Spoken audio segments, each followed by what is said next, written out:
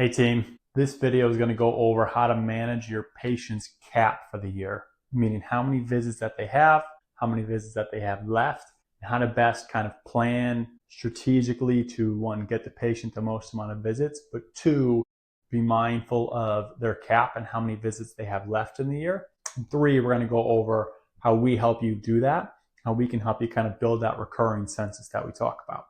Okay.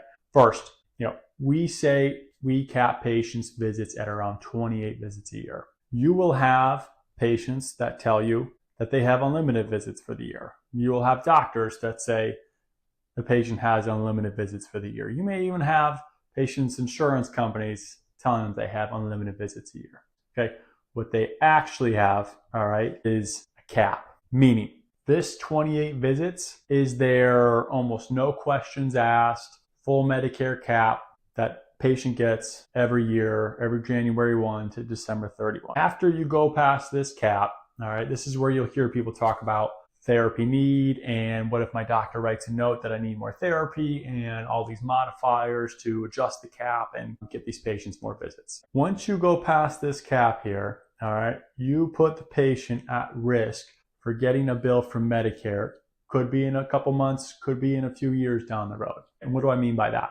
After we use up their 28 visits for the year, and then you keep going past that and we keep billing, that's where we open the door for Medicare to come in and look at all those visits past that 28 cap. And if Medicare deems that those visits were not necessary, for whatever reason it is, maybe we didn't document well enough, maybe the patient was too high level, maybe there wasn't really an acute need, but you said there was, they will bill back for all those visits and it will get put onto the patient to pay that bill. So this is our company policy. We never want to give the patient or put the patient at risk for getting a bill ever, which is why we ask all of our therapists to cap their visit counts at 28 visits for the year.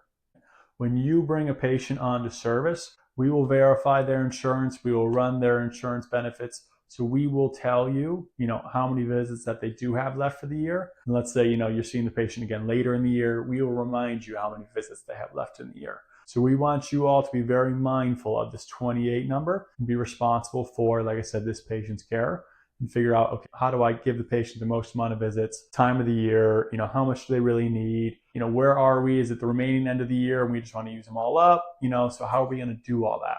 All right, and that's what we're going to talk about in this video here. All right, time of year. Early in the year, patient comes on service, maybe I'm doing twice a week for 6 weeks. 12 visits is pretty good. If you're doing a whole frequency, you're seeing them twice a week for 6 weeks, that should be enough time for you to teach them a home exercise plan, get them moving better, and leave them, the caregiver or the family, with a good HEP that they can then continue on with. If it's January, February, March, April, I'm probably writing a 2 week 6, 2 week 7. This way you're still leaving, 14, 15, 16 visits left for later in the year. So like I said, if you're bringing the patient on in July and they still have their whole cap left, I'm probably writing like a 2 week 8, a 2 week 9.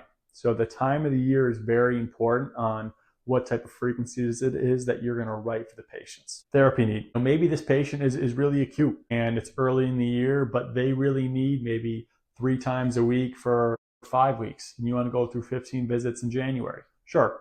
We're physical therapists. We're here to get these patients better. So these patients have a really big need for it and you have to go through a bunch of visits early.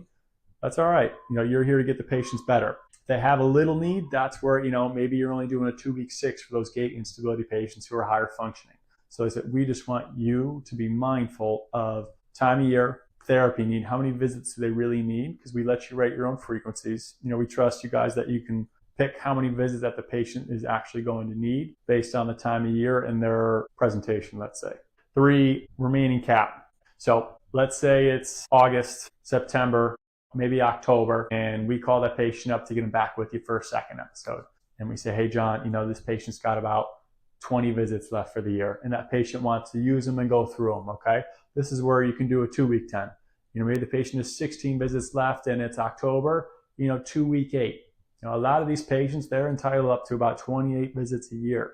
When you tell them that, They want to use all 28 visits a year. So if this is later in the year, the year is approaching and ending, this is where, you're going to want, you talk with the patient and say, hey, we got about 20 visits left. You got 16 visits left, whatever the number is. Let's go through these and we can write a 2-week 7, 2-week 8, 2-week 10. And to use all those visits up at the end of the year. So you don't use them, you lose them. They go to waste. All right. So we want to help get these patients the most amount of visits possible. All right. And how do we do that? Let's say you bring a patient on January, you do a 2-week 6. All right.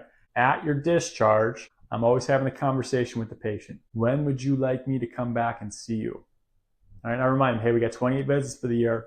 We just did about 12. You got 16 left remaining for the year. When would you like me to come back and see you for another episode? They say May. Great. Okay. You go into your Click app, all right, or messaging app, and then you say, discharge patient today, please add to care call list for May. And that cues our agency, our company, to make a note in our office here that we will give them a call in May and say, hey, John, do you really work with your therapist, Bob? They really enjoyed working with you. They say, yes, please. Can you get me another order? Great. And that's where we'll send out another fax for an order request from the doctor and get that patient back for you. This is how you build up your recurring visits with these patients, and you get them back for a second episode, a third episode every year. And then next year, when you're discharging them in December, maybe it's early December, you just use up the rest of your visits. Hey, when would you like us to come back and see you in the new year? You got 28 for the new year. Okay. So they say, okay, let's wait till, March. Awesome. Discharge patient. Please call patient again in March for them to come back on service. Great. We mark it down, call patient in March. March rolls around. We call the patient. Hey, do you want to go back, see your therapist? Great. Read another order. Okay. This is how you best manage these frequencies and get these patients to become recurring within the same year and then year after year to help build your census up. The best is when you're bringing patients on every month, and then 3 months down the road, we call 3 of your old patients and say, hey, do you want to get back with them? They say yes, and then you just multiply your caseload there. And that's how it builds month after month, year after year. You're going to see it grow because you're getting all these recurring patients. So it's very important that your discharges, you're having those conversations with patients about, this is how many visits you have left for the year, and when would you like us to come back and see you? They all want more therapy. They all need more therapy a lot of the time. So this is where the discharge conversation that you're having with them and relaying it to us is how we help you, like I said, build that caseload up, right? Call, text, email. If you ever have questions about frequencies, ask in the Click threads. We're here to help you.